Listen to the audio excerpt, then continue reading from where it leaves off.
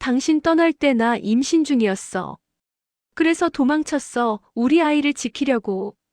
송미령이 이풍주 교수의 하얀 의사가운 자락을 마치 절벽 끝에서 붙잡은 마지막 생명줄인 양손톱이 하얗게 질릴 정도로 거칠게 움켜쥐며 그의 넓은 가슴팍에 고개를 묻고 흐느끼듯 내뱉은 이 한마디는 평온을 가장했던 엄병원의 모든 질서를 단숨에 태초의 혼돈으로 되돌려버리는 잔인한 파멸의 전주곡이었답니다. 20년 전 아무런 예고도 없이 이풍주 교수의 곁을 떠나 그의 가장 찬란했던 청춘을 통째로 부정하게 만들고 심장에 회복할 수 없는 거대한 구멍을 냈던 송미령이 다시 돌아온 이유가 고작 질투나 권력욕이 아니라 숨겨진 아이라는 판도라의 상자를 열기 위함이었다는 사실에 이풍주 교수의 세계는 비명이 터져 나올 틈도 없이 무참히 무너져 내리고 있었는데요. 차가운 옥상의 밤바람은 두 사람의 사이를 갈라놓으려 매섭게 몰아쳤지만 송미령이 던진 비릿한 고백은 이풍주 교수의 발을 지옥 같은 현실에 꽁꽁 묶어버렸었더라고요. 사실 이 모든 비극의 발단은 그날 아침 이풍주 교수의 방 안에서 마주친 네 남녀의 숨막히는 대치 상황에서부터 이미 예견된 일이었습니다. 이풍주 교수와 주시라 씨는 이미 서로의 동생과 딸인 이강세 레지던트와 강마리가 연인 관계임을 인지하고 있었고 이강세 레지던트와 강마리 역시 형 이풍주 교수와 엄마 주시라 씨가 깊은 사이임을 알고 있었지만 그 사실을 머리로만 아는 것과 좁은 공간에서 서로의 눈을 똑바로 마주하는 직면은 전혀 다른 차원의 무게였는데요. 이풍주 교수의 방문을 열고 들어온 이강세 레지던트와 강마리는 그곳에 나란히 앉아 서로의 아픔을 공유하며 위태로운 사랑을 속삭이던 이풍주 교수와 주시라 씨를 보는 순간 발걸음이 납덩이처럼 얼어붙는 것 같은 고통을 느꼈었답니다. 방 안을 채운 것은 무거운 공기와 누군가의 가쁜 숨소리뿐이었습니다. 이풍주 교수는 주시라 씨의 잘게 떨리는 손을 참아 놓지 못한 채 자신의 친동생인 이강세 레지던트를 복잡하고 미안한 눈빛으로 바라보았고 이강세 레지던트는 강마리의 어깨를 감싸 안으며 이 가혹한 운명의 장난 앞에서 결코 물러서지 않겠다는 무거운 침묵으로 형인 이풍주 교수와 대치하고 있었더라고요. 이풍주 교수의 방안을 가득 채운 긴장감은 마치 날카로운 칼날들이 공중에서 서로를 겨누고 있는 것처럼 서늘했습니다. 주시라 씨는 딸 강마리의 눈에 서린 그 깊은 죄책감과 슬픔을 정면으로 마주하며 가슴이 찢어지는 고통을 느꼈고 강마리는 자신의 사랑이 엄마 주시라 씨의 평생에 걸쳐 겨우 찾아온 마지막 행복을 가로막는 거대한 장애물이 된 것만 같아 차마 고개를 들지 못했는데요. 이강세 레지던트는 형 이풍주 교수를 향해 형, 우리는 이미 마음 정했어. 우리 마음에 확신을 갖는 게 먼저라고 생각하니까 결코 흔들리지 않을 거야라며 정면 돌파의 의지를 다시 한번 확인시켜 주었지만 이풍주 교수 역시 나도 시라 씨와의 만남 쉽게 결정한 거 아니다. 가보고 나서 포기하더라도 지금은 이 마음을 지키고 싶어라며 한치의 양보 없는 사랑의 결의를 다지고 있었답니다. 네 사람의 시선이 허공에서 얽히고 설키며 만들어낸 그 기묘한 정적은 엄병원을 뒤흔들 거대한 전쟁의 서막이나 다름없었는데요. 서로를 사랑하지만 서로에게 상처가 될 수밖에 없는 이 잔인한 대진표 앞에서 그들은 각자의 진심을 방패 삼아 버티고 있었더라고요. 이후 주시라 씨가 무거운 마음을 안고 잠시 병원을 벗어나 집으로 돌아왔을 때 주시라 씨의 집 마당에서는 또 다른 불편한 대치가 이어지고 있었습니다. 집주인인 윤원경 이사가 예고도 없이 들이닥쳐 주시라 씨의 엄마 윤순의 여사와 마주하고 있었던 것인데요. 윤순의 여사는 윤원경 이사를 보자마자 어쩐 일이냐? 면할 선 반응을 보였고 윤원경 이사는 집주인이 집 좀 둘러보러 왔는데 괜찮죠? 고모라며 여유로운 척 마당을 살폈답니다. 이때 윤순의 여사는 집주인인 윤원경 이사에게 괜찮기만 할까? 실컷 둘러봐. 아, 그리고 안채 화장실이 물이 좀 새는 것 같으니까 수리 좀 해주고. 라며 당당하게 집 관리와 수리를 요구했었는데요. 윤원경 이사는 기분이 상한 듯 했지만 아, 뭐 그러저라며 건성으로 대답한 뒤 마침 마당으로 들어서는 주시라 씨를 발견하고는 걸음을 멈췄답니다. 주시라 씨가 윤원경 이사를 보고 그대로 뒤돌아 방으로 들어가려 하자 윤원경 이사는 아무리 원수가 됐다고 해도 서로 인사는 할 수 있지 않니? 라며 주시라 씨의 발길을 붙잡았는데요. 윤원경 이사는 아들 진솔이 물려받아야 할 이병헌의 위상이 이풍주 교수와 같은 이들로 인해 더러워지는 것을 원치 않았었답니다. 그녀는 주시라 씨에게 서류 한 장을 내밀며 부동산차 사장이 전화 왔는데 여기 요방 월세 계약한다고 집주인 위임장이 필요하다고 해서 가져왔어. 받아라고 차갑게 말했답니다. 주시라 씨가 무슨 위임장? 집주인이 직접 받아야지라며 거부하려 했으나 윤원경 이사는 월세 내가 받는 거 알지? 여기다가 계좌번호도 써놨어라며 막무가내로 위임장을 떠넘겼었는데요. 윤원경 이사의 도발은 여기서 끝이 아니었습니다. 그녀는 주시라 씨를 빤히 쳐다보며 너 예뻐졌다. 역시 여자는 사랑을 받아야 쫙 피는가 봐. 아, 그리고 얼마 전에 병원에서 마리도 봤는데 걔도 예뻐졌더라라며 비아냥거렸고 이어 예뻐지는 것도 좋고 사랑에 빠지는 것도 좋은데 주변 좀 둘러봐. 너희들만 좋다고 다 좋은 건 아니니까라는 뼈있는 경고를 날리며 주시라 씨의 심장을 예리하게 파고들었는데요. 윤원경 이사는 자신의 아들 진솔의 미래이자 집인 이병헌을 지키기 위해서라면 주시라 씨와 강마리 모녀의 사랑 따위는 안중에도 없다는 냉혹한 태도로 주시라 씨의 숨통을 조여가고 있었더라고요. 주시라 씨는 윤원경 이사가 떠난 마당에서 한참을 멍하니 서서 자신이 잡은 이 행복이 누군가에게는 독이 되고 누군가에게는 공격의 빌미가 된다는 사실에 깊은 자괴감을 느꼈었답니다. 그날 저녁 진기석 부원장은 일찍 자택으로 귀가해 아내 윤원경 이사와 마주 앉았습니다. 윤원경 이사는 평소와 달리 일찍 들어온 남편을 의심스러운 눈초리로 보며 당신이 이 시간에 어쩐 일이야? 라고 물었는데요. 진기석 부원장이 투자회의도 끝나고 여유가 생겼다며 외식을 제안하며 다가오자 윤원경 이사는 차갑게 나한테 뭘 더 얻어내고 싶은 거야? 혹시 당신 자식이 떠나왔어? 라며 전곡을 찌르는 날카로운 질문을 던졌답니다. 진기석 부원장은 아내의 날카로운 반응에 당황하며 아이 참. 모처럼 당신 뜻 좀 받아주려고 일찍 들어왔더니만 됐어. 라며 화를 냈지만 윤원경 이사는 지지 않고 아 뭔지 말하고 가라며 그를 다그쳤었는데요. 진기석 부원장은 결국 자신의 본심을 드러내며 이풍주 교수를 무너뜨리기 위한 계략을 털어놓았습니다. 그는 이풍주 교수를 무너뜨리기 위해 윤리위원회 제소와 홈페이지 폭로를 깊이 고민하고 있었는데요.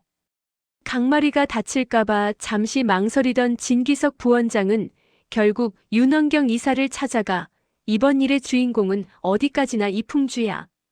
강마리가 아니라 라며 그녀를 설득하기 시작했답니다. 그는 이풍주와 이강세 형제 그리고 주시라 씨와 강마리 모녀가 뒤엉킨 이 관계는 그 누구도 부정할 수 없는 증거야. 이걸 잡아야 이풍주를 확실히 보낼 수 있어라고 강조하며 형제와 모녀가 얽힌 관계를 입증할 사진 촬영을 지시했답니다. 진기석 부원장은 이 스캔들이야말로 자신의 비리를 캐려는 이풍주 교수를 영구히 매장할 수 있는 유일한 기회라고 믿으며 엄병원을 차지하기 위해 타인의 인생을 짓밟는 광기를 보였었더라고요. 진기석 부원장은 송미령과의 은밀한 통화에서 이풍주 부셔버릴 방법은 찾으셨어요? 이풍주의 사생활 어때요? 본인들을 숨길 마음이 없으니 그럼 세상이 알려줘야지라며 송미령과 파멸의 동맹을 맺고 있었답니다. 진기석 부원장의 머릿속은 이미 이풍주 교수를 몰아내고 자신이 병원의 정권을 휘두르는 미래로 가득 차 있었고 그 과정에서 입게 될 강마리의 상처는 성공을 위한 작은 희생 정도로 치부해버리는 잔인함을 보여주었는데요. 그는 자신의 권력을 위해서라면 방해되는 것은 모조리 치워버리겠다는 명분 아래 스스로 괴물이 되어가고 있었답니다. 그 시각 주시라 씨의 집 거실에서는 윤순의 여사와 이혼한 전남편 강민보가 마주 앉아 네 사람의 관계를 두고 격렬한 설전을 벌이고 있었습니다. 강민보는 윤 여사님, 그건 욕심입니다. 둘 중 한 사람은 포기하는 게 맞아요. 어떻게 엄마랑 딸이 한 형제랑 나란히 만날 수가 있습니까? 사람들이 욕합니다. 라며 현실적인 우려를 쏟아냈지만 윤순의 여사의 반응은 파격적이었습니다. 윤순의 여사는 그러는 자네도 마찬가지야. 이혼한 전 남편이 한 집에 사는 거, 그거 남들 눈엔 이상하게 안 보이나? 남들 눈 신경 쓸 거 없어. 살아보니까 기회라는 게 시시때때로 오는 게 아니야. 난 적어도 내 자식한테만큼은 미련을 남기지 말아야 한다고 생각해. 앞으로 살 날이 창창한 사람들은 기회도 많아. 남은 시간이 별로 없는 사람들한테 기회를 주는 게 맞지 않겠나? 난 무조건 걔들 믿어줄 거야. 라고 말하며 주시라 씨의 행복을 위해 세상의 비난을 기꺼이 감수하겠다는 의지를 보였었더라고요. 윤순의 여사는 과거 자신이 자식의 앞길을 막았던 과오를 되풀이하지 않겠다는 듯 엄기분 원장을 찾아가서도 이 교수 때문, 결국은 당신 때문이네. 라고 일갈하며 그동안 쌓인 원망을 폭발시켰답니다. 그녀의 목소리는 떨리고 있었지만 그 안에는 자식을 향한 무조건적인 사랑과 보호 본능이 서려 있었는데요.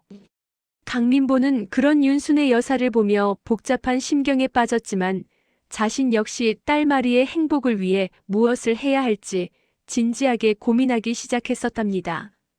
강민보는 이건 정말 큰일 날 일인데 라고 읊조리면서도 마리가 사랑하는 이강세 레지던트의 인간적인 면모를 떠올리며 갈등하고 있었더라고요. 주시라 씨가 겪어온 세월의 아픔을 누구보다 잘 아는 강민보였기에 그는 윤순의 여사의 무모한 선택을 마냥 비난할 수만은 없었답니다. 이후 이풍주 교수와 주시라 씨 그리고 이강세 레지던트와 강마리는 이 복잡한 마음을 달래기 위해 병원 근처의 작은 식당으로 자리를 옮겨 마주 앉았습니다. 네 사람은 침묵 속에 식사를 하려 애썼지만 주시라 씨는 결국 집중이 되겠어요? 마리를 생각하면 속상하고 이강세 선생님을 생각하면 그냥 안쓰럽고 제 마음이 그래요라며 참아왔던 눈물을 터뜨리고 말았는데요.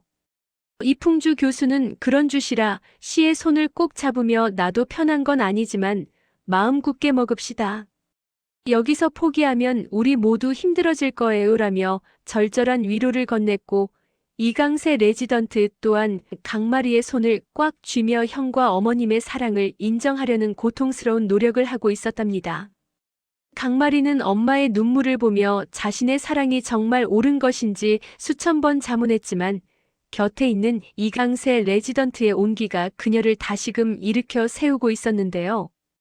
하지만 이 애틋하고 슬픈 결의의 시간은 식당 밖 어둠 속에서 번뜩이는 송미령의 몰래카메라 셔터 소리에 의해 이미 파멸을 선고받고 있었습니다. 송미령은 네 사람이 함께 있는 사진을 실시간으로 확인하며 본인들을 숨길 마음이 없으니 그럼 세상이 알려줘야지라며 소름 끼치는 미소를 지었는데요. 이 사진들은 내일 아침이면 진기석 부원장의 계획대로 엄병원 수뇌부의 부도덕한 미래라는 자극적인 제목으로 병원 홈페이지와 SNS를 뒤덮을 시한폭탄이 되어가고 있었더라고요. 송미령은 이풍주 교수가 자신을 과거에 끝난 사이라고 단정지었던 그 수치심을 갚아주기 위해 진기석 부원장이 원하는 그 부정할 수 없는 증거를 완벽하게 전달해줬던 것이었답니다. 한편 엄기분 원장은 이 모든 소용돌이를 지켜보며 병원의 안위를 지키기 위한 가장 비정하고도 정치적인 수를 던지고 있었답니다. 엄기분 원장은 이옥순 씨를 조용히 자신의 집으로 불러 이강세 선생하고 마리를 맺어주는 건 어떨까요?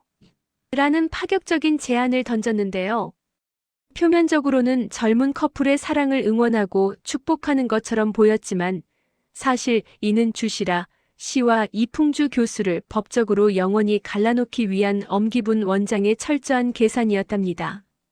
만약 이강세 레지던트와 강마리가 정식으로 결혼하게 된다면 주시라 씨와 이풍주 교수는 도덕적으로 결코 연인이 될 수 없는 사돈 관계가 되기 때문이었는데요. 엄기분 원장의 이 제안은 이옥순 씨에게 거대한 혼란을 안겨주었습니다. 엄기분 원장은 자신의 명예와 병원의 안정을 지키기 위해 손녀 강마리의 사랑마저 정략적으로 이용하려는 잔인한 권력자의 본색을 드러냈고, 이옥순 씨는 아들 이강세 레지던트가 이풍주 교수의 앞길에 걸림돌이 되지 않기를 바라는 마음에 엄기분 원장의 이 독한 제안을 심각하게 고민하기 시작했었더라고요.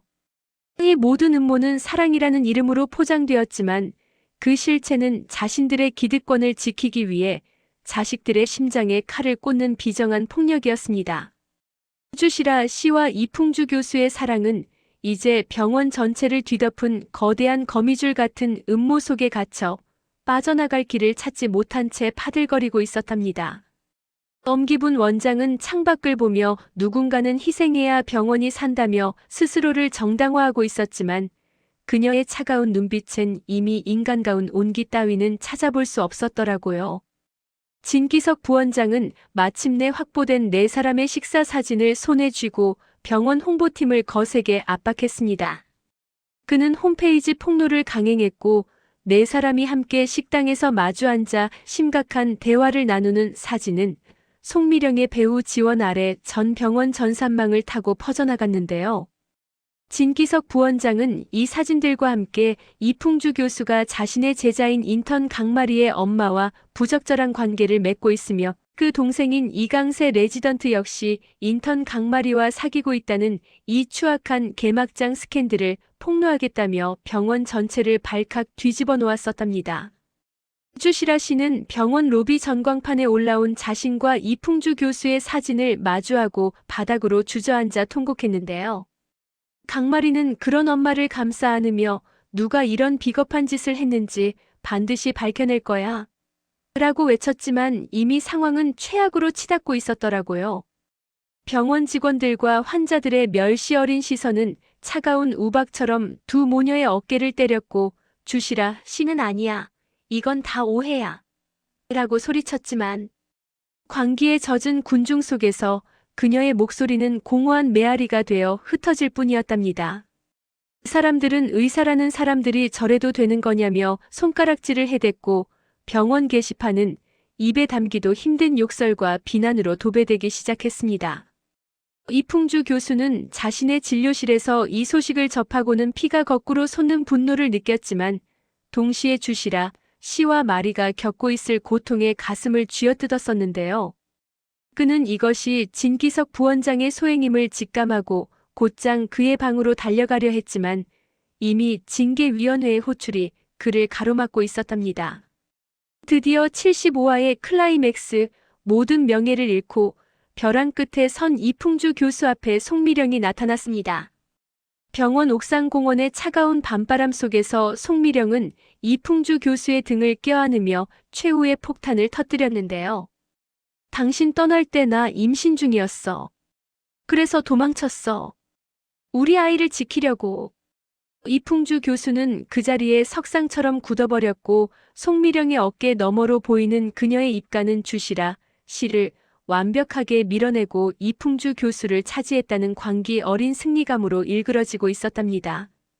이풍주 교수는 20년 전 자신이 그토록 증오했던 송미령의 배신이 사실은 자신의 혈육을 지키기 위한 모성애였다는 이 가혹한 고백 앞에 눈앞이 캄캄해지는 절망을 느끼며 주저앉고 말았는데요.